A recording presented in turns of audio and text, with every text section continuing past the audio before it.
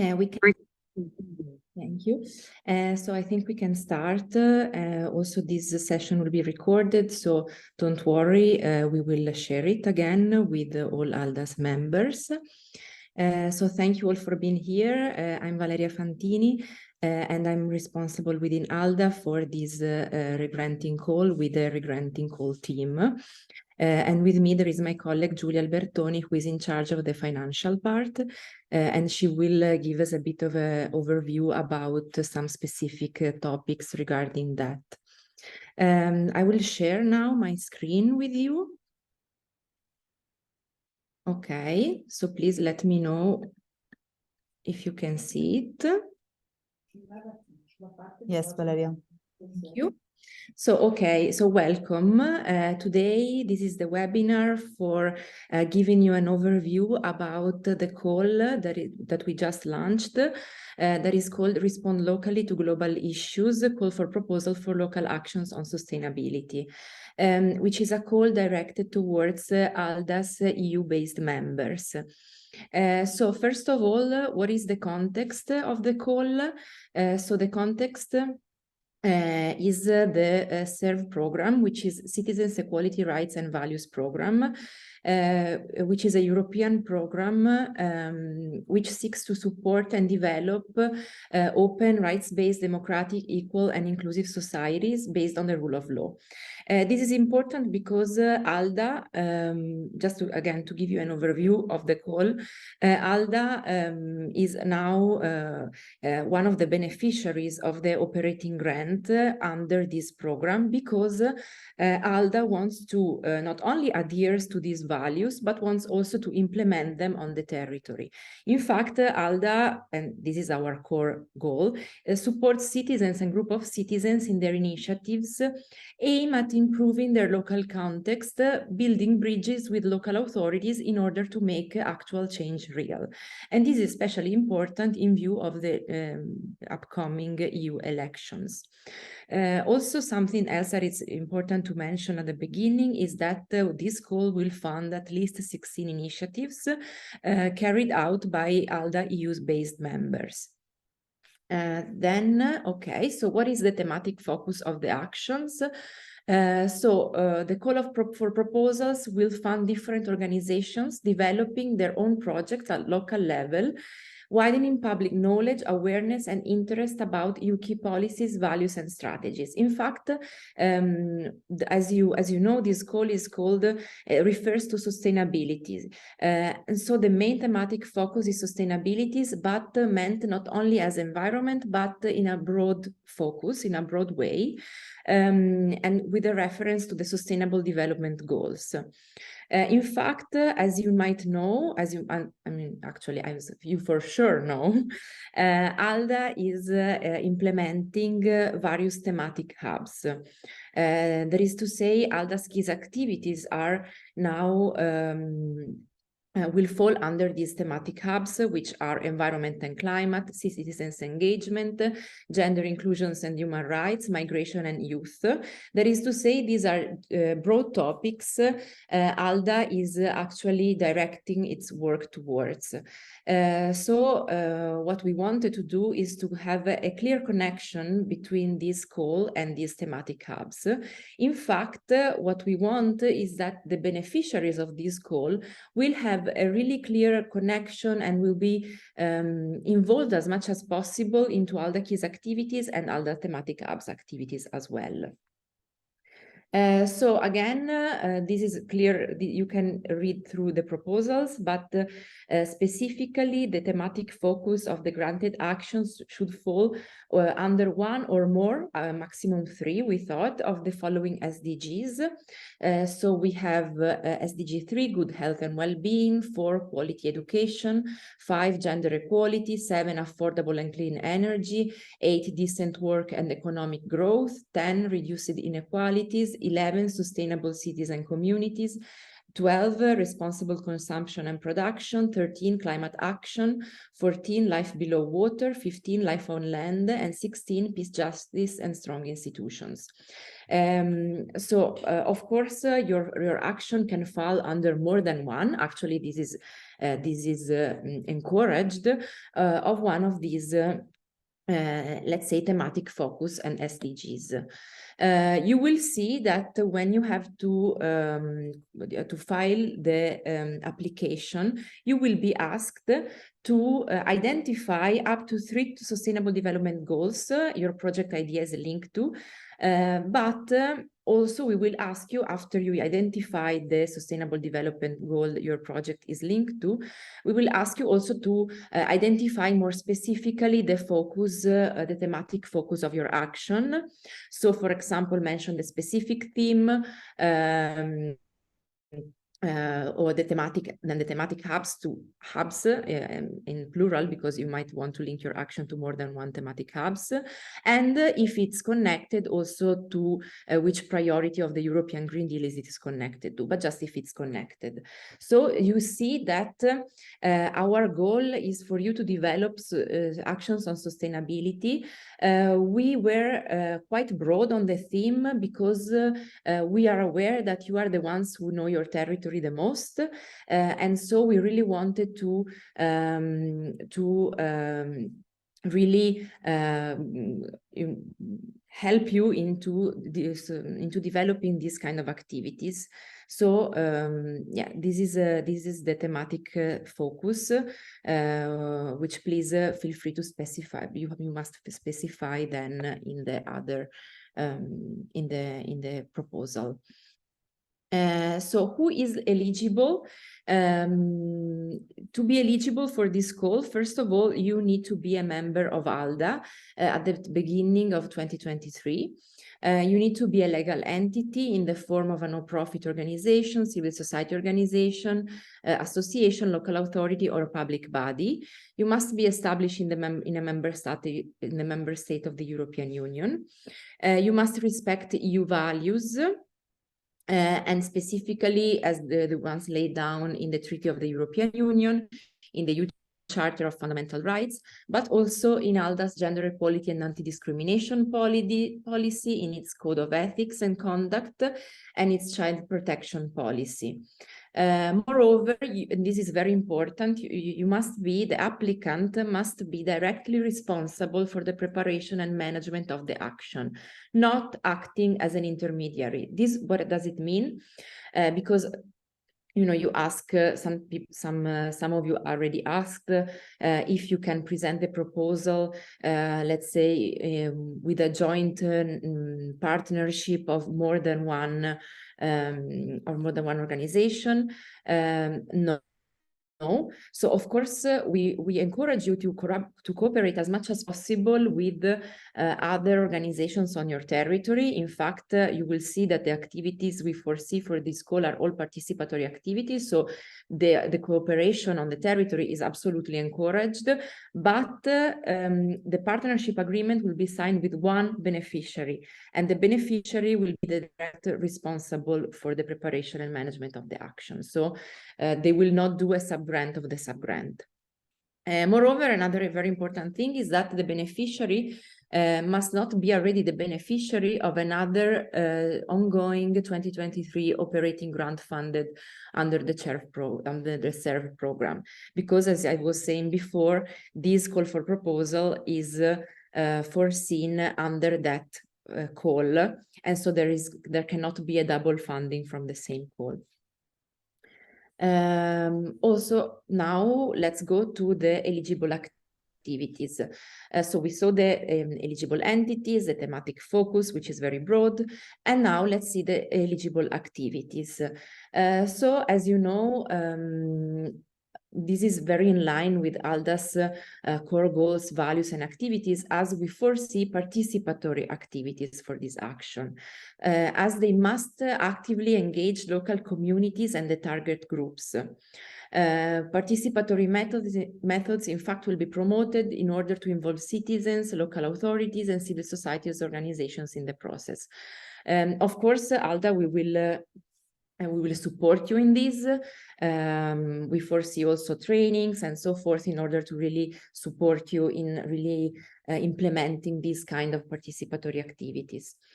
So first of all, an example of eligible activities are activities mobilizing citizens. For example, working groups, focus groups, open space technology, word cafe, consultations, and so forth. Then we have promotion and dissemination activities. For example, activities aimed at informing and promoting digital social activism, promotion of values and SDGs, and so forth. Awareness raising activities. So this means organization of action prioritizing informal learning settings. For example, street actions, community gardens, artistic installations, shows, or workshops. Then we have training and learning by doing activities. So for example, working camps, voluntary activities, training courses, workshops, public events, thematic visits, webinars and digital workshops, and so forth. Then we have, we foresee initiatives with schools and universities. So for example, activities that foster collaboration with local schools and universities. For example, debates in view of the upcoming European elections, democracy schools, or the EU election simulations. So these are examples of activities that can really involve schools or universities. Mutual exchange events and activities. So for example, study visits or field visits, art projects and initiatives. So it's very important for us that culture can be used as a vehicle to convey specific key message. So for example, eligible activities can be theater performances, film festivals, exhibitions, art contests, artistic installations, street art initiatives, artistic performances, artistic residencies, and so forth. And also the last kind of eligible activities is citizens activities that really involve citizens, so that increase the involvement of citizens and civil society organizations in policy and decision-making processes with local, regional, and national governments. So you can see that we encourage the participation of citizens to local governance and to the governance of the territory. And this is very important. We see now that there are also some ineligible actions. So, of course, this call cannot fund actions that, for example, support political parties, actions that are concerned only or mainly with individual sponsorships, action concerned only or mainly with the actions which consist exclusively or primarily in capital expenditure. So for example, equipment and vehicles and so forth. Action consisting mainly of research or of study, action including proselytism, actions which discriminate, action intended to raise funds to promote the visibility of the applicant, and so forth. So there are very specific actions that are not eligible. Who is the target group? Who are the target groups of the action that will be funded? So the target group of your action can be one or more of these groups, that is to say, citizens and the local communities.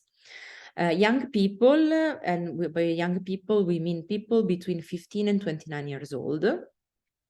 And vulnerable groups, that is to say, people with a migrant background, Roma, Sinti and travelers people, girls and women, LGBTQA+ people, people with physical or mental or sensorial barriers. So these are the vulnerable groups that we mean, and the target group of that the beneficiaries must focus on can be again one or more. So feel free to choose more than one. What is important is that in the application for the call, this group will be clearly identified. So we will ask you to identify also direct and indirect beneficiaries. it's very important that it's clear who are the people you are targeting and why are you targeting them in your actions. How much is the grant? So the grant, first of all, the contribution of this subgranting scheme will cover 80% of the total eligible costs of the total budget for the activity. In fact, the beneficiary must provide 20% of co-funding. Very important to stress, but Julia will stress it also later probably, is that this co-funding cannot come from another European fund, but from the applicant's own fundings. We will have 3 different types of grants awarded depending on the action. So how big is the actions you foresee to implement on your territory? And this is and we chose this because we really want to involve both bigger and smaller organizations organizing either smaller or bigger actions. We will, in fact, foresee 5 grants with a maximum funding of 8,000 euros, which means that the budget you will attach to your application will be of maximum 10,000 euros, foreseeing a funding of 8,000 euros and a co-funding of 2,000 euros. Then we will fund 6 grants for submitted proposal with a budget of 15,000 euros, which means that the maximum funding for those 6 grants will be 12,000 euros, with a foreseen co-funding of 3,000 euros. And then lastly, the biggest one, 5 grants are foreseen for submitted proposals with a budget of 20,000 euros. That is to say, maximum funding of 16,000 euros and minimum co-funding of 4,000 euros. What does it mean? That if you have, if you foresee an activity, first of all, you need to understand how much you need and how big is the budget of your activity. So, for example, if your activities has a smaller budget, you will present to us a proposal with a budget. You have a template that is downloadable on our website. The total budget of the actions you propose is 10,000 euros. But then in the budget, you will show that the budget you present will shows which actions among which lines of budgets needs funding of 8,000 euros and which lines of budgets you will provide as co-funding. So this is very important. What is the co-funding? Julia, if you want to intervene in this, please. Okay, thank you, Valeria. Sorry, I cannot start video. I guess there are some issues, IT issues maybe, but okay, still. So for the co-funding, Valeria already explained very well what is this. We are basically following within this call for subgrants the same percentages foreseen by the SERF program that we are required to apply as beneficiaries of this operating grant. So the 80% of the total budget will be funded by the EU Commission through us to you, and then the 20% of the budget will be co-funding by your own resources. So the own resources of co-funding will be any kind of resources that are not covered by European Union funds or funds coming from EU donors. They will not be in kind because in kind contributions are not eligible. They could be, for instance, I'm doing just an example, could be the personal costs that you're reporting within this project that are covered by your own resources, your own balance, and that can co-finance this project, this subgrant.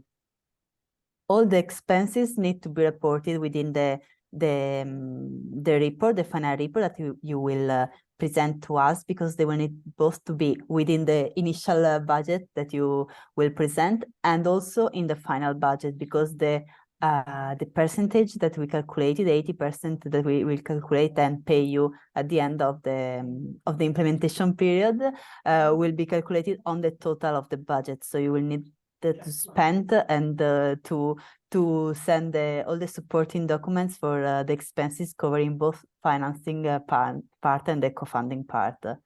And of course, all the expenses need to be done and reported within the implementation period, and then supported with all the documents needed. So invoices and proof of payment for all the costs of purchase, materials, services, and then timesheet, pay slips, and still proof of payment for the personnel cost. I don't know if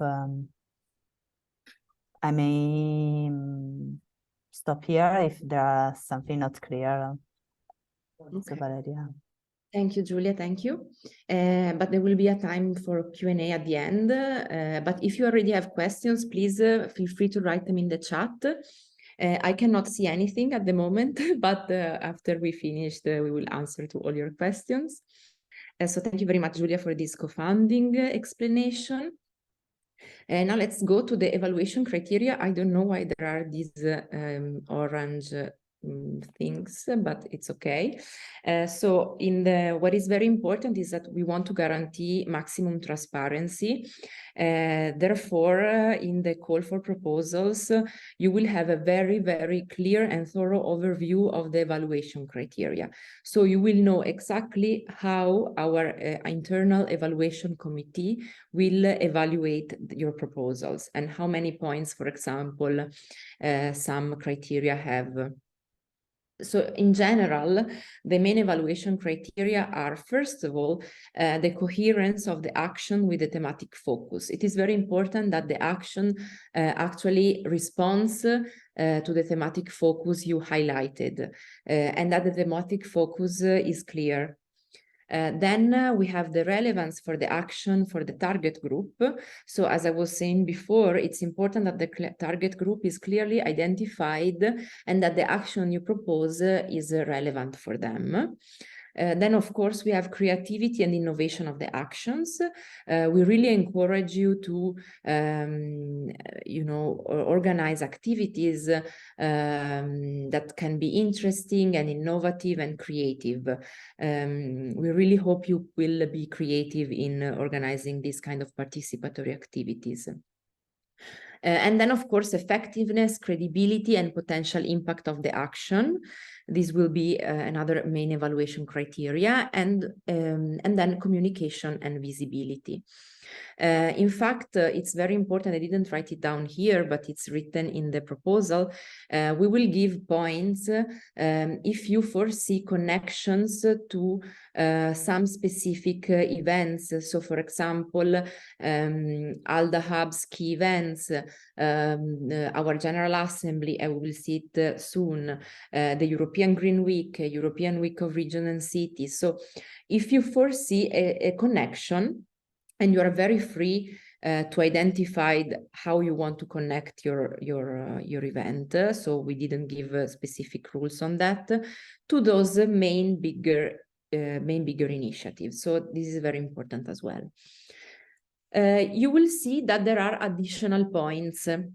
So besides the basic evaluation criteria we just saw, there are some additional points that we ask you, of course, to identify and clarify very clearly in your project application.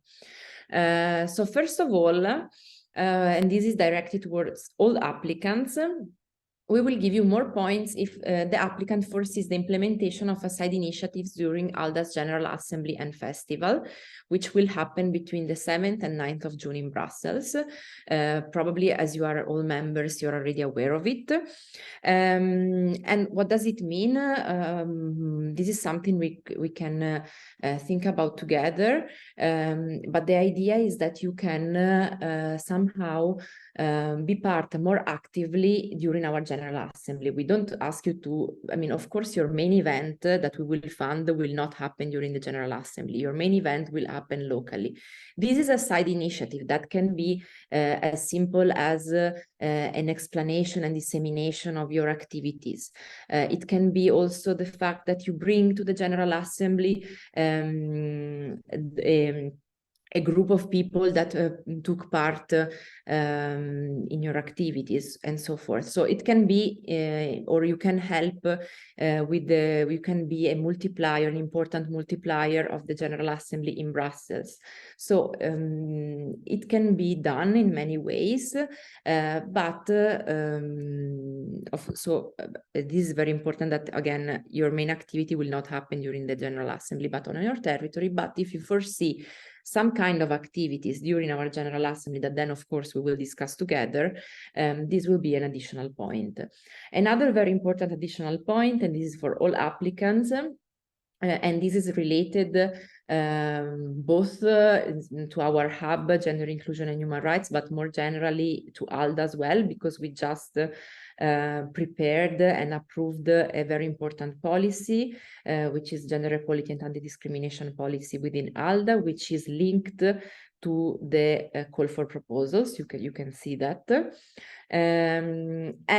So we foresee more points if the applicant agrees to adopt an internal policy by the end of the project that foresees gender equality and anti-discrimination guidelines to be implemented within the organization.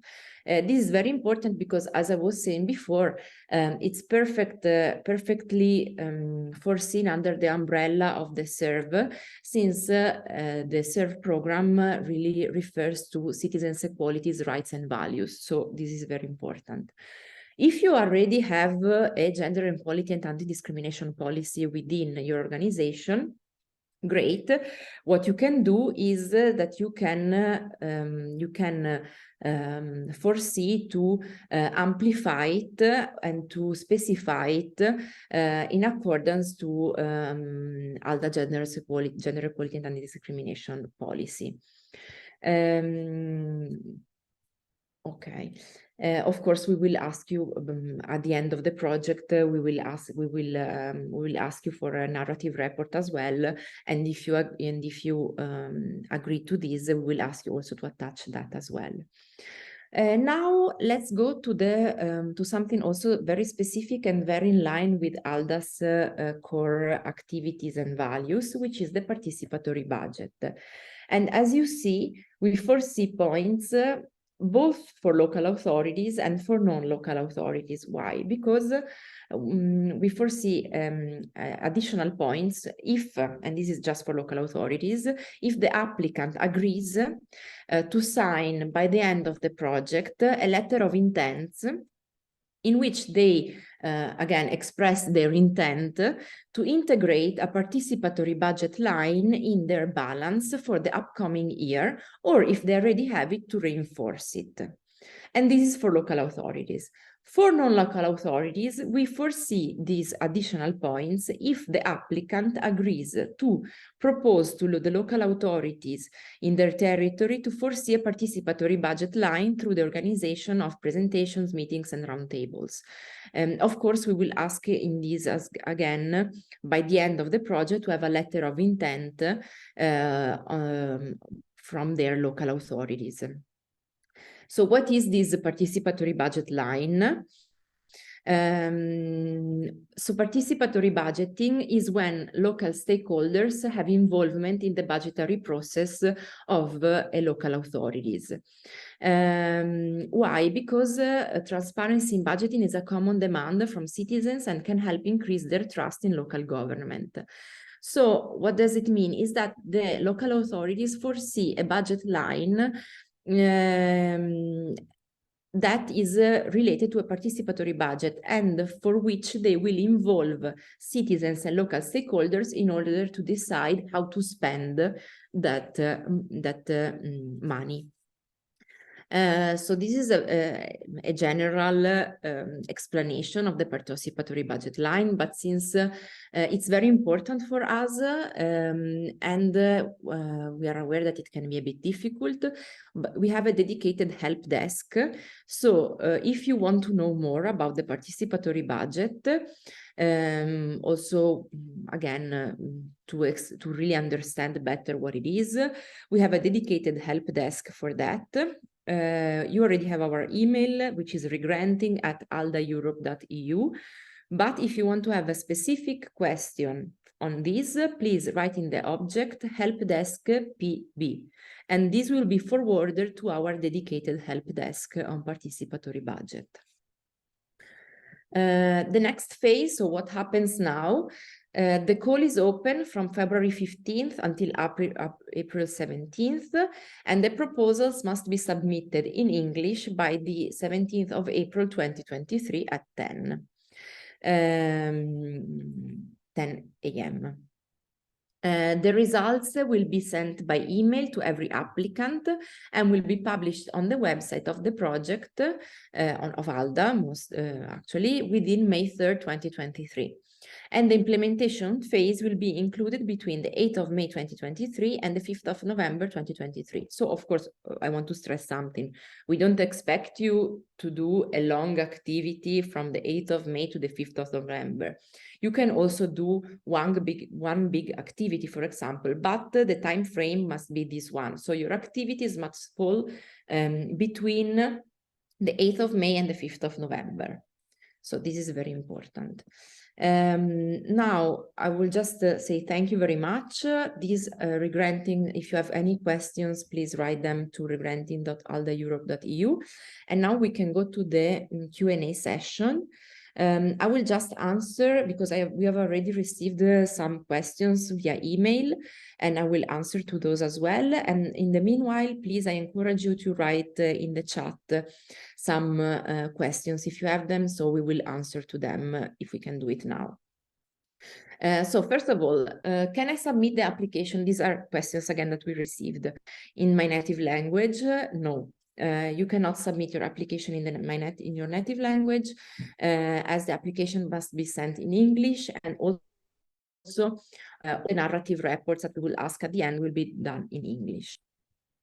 Can the activities be executed in our native language? And will we accept elements in your native language? So the answer to this is, of course, you can implement your activity in your native language. One thing, and of course, if you need to, I mean, it is clear that you will need to provide also graphics and materials in your native language. That is fine. What we will ask you in that case is for some translations. So, for example, and we will provide you with all the templates, so don't worry about this. But if you have, for example, invoices in your native language, we will ask you to also support with the translation of the main points of the invoice, for example. And if you have, for example, the agenda of your event in your native language, in the narrative report, while you complete it, you will be asked to describe the activities, and you will link it to the agenda. So don't worry, of course, you can implement your activities in your native language. Can the application be submitted multiple times? No, in the sense that we will accept only one application per organizations. So yeah, this is important. And what kind of activities can I do at the General Assembly? I already answered it before. I think we can interrupt now. And I see if there are already some questions and answers.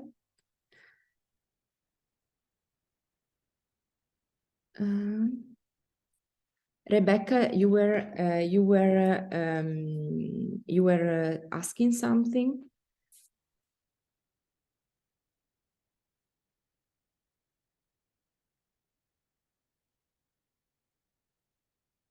So and who is eligible? So the people who are who is eligible for this goal are ALDA members who are based in the EU. So if your country is based in the EU and you're an ALDA member, then you're eligible for this goal.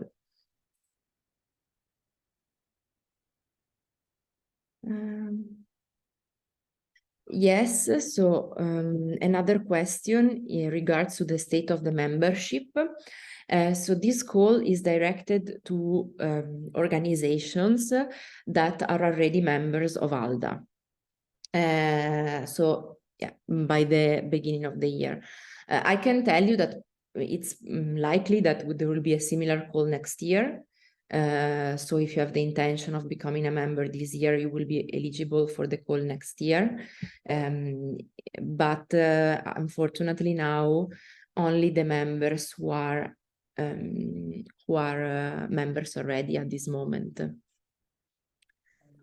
Valeria, excuse me if I can add something about Yes, these two questions. Yes. Both of questions. So the fact that we need to be members since the beginning of this year, and also the fact that the eligible beneficiary should be in a European Union country. These are requirements that we could not how to say change or not observe because they are indicated in the SERV program call for proposal, so we still need to follow this.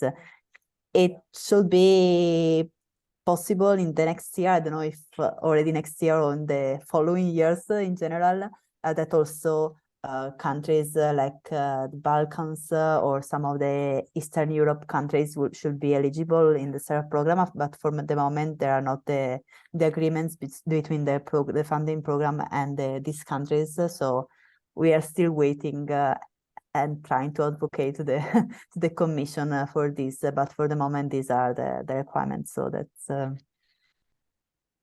yeah. Thank you very much, Giulia. Giulia, there is another question that I think could be answered best by you, which is which are eligible costs, for example, for exchanges like study visits, care travel costs eligible, or daily subsistence allowances? Yes, so about the eligible cost, there will be, we could have also a discussion or exchange an email about this, but more or less the eligible costs are the same than general projects. So there will be staff costs, then the travel costs, so also subsistence and accommodation cost, and then all the other kind of costs, the consumables or services, other consultancies that may be needed. Let me see the question if okay. I can also write down in the chat. No, I'm seeing, okay. For exchanges like study visit.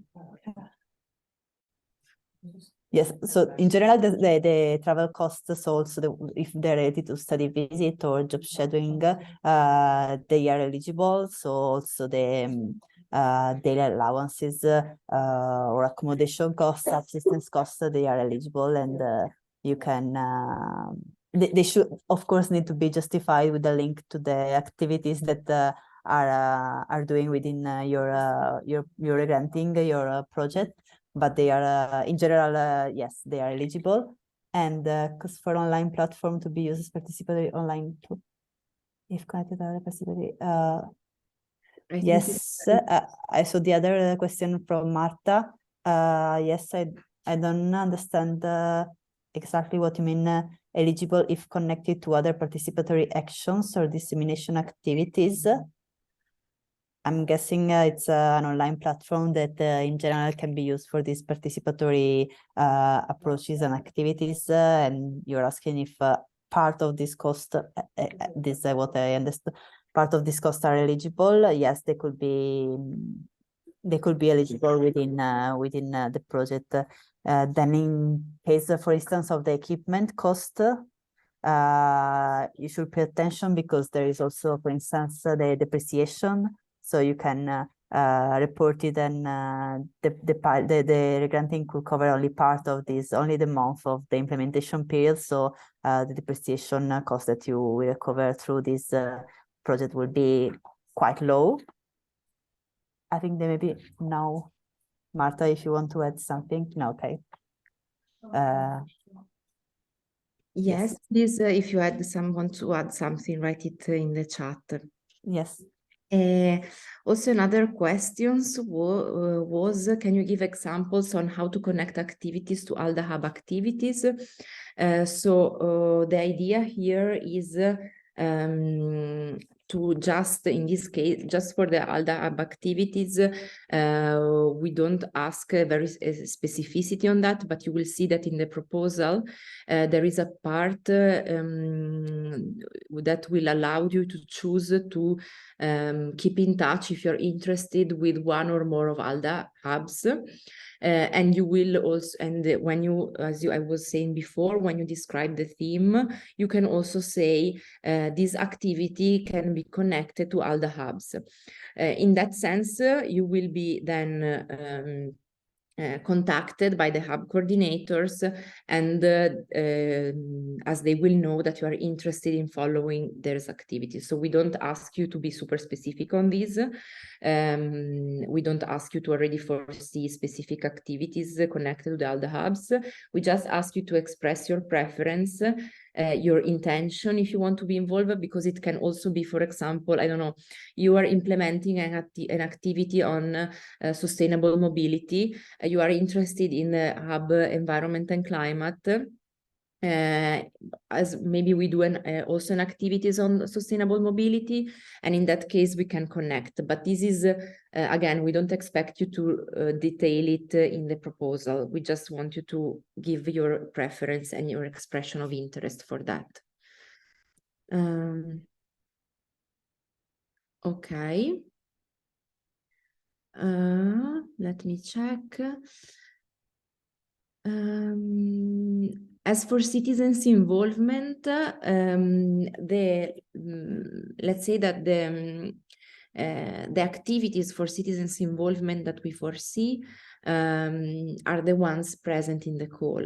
So every activities that can actively engage citizens and local stakeholders, and that can be connected to the activities foreseen by the call. I don't know if there are any other questions or if someone wants to say something. Of course, if you something comes up in your mind afterwards, we shared with you the mail, and please feel free to contact us there. We will be supportive of you during the whole process of writing of your proposal. So please really don't. Feel free to connect to us. Also, I want to stress that this webinar will be seen, is being recorded, and it will be also disseminated. So also for those of you who are seeing this not live, but afterwards, I will maybe share again my screen and show you again wait, sorry, our mail.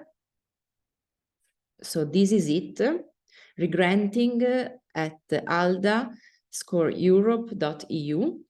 And if you have a question on the participatory budget, remember to put in the object help desk PB. So see, this is it. Maybe I will just also write it in the, okay. Okay. Oh, I see there is another question maybe. Is there a minimum number of local citizens to be involved? We did not foresee a minimum number, but it's important that, Julia, correct me if I'm wrong, but that your initiatives have an impact on the territory. So, to have an impact, you have to connect to many people. So we don't foresee a minimum number, but it's important that they have an impact. Okay. I think there is nobody else. that has a question.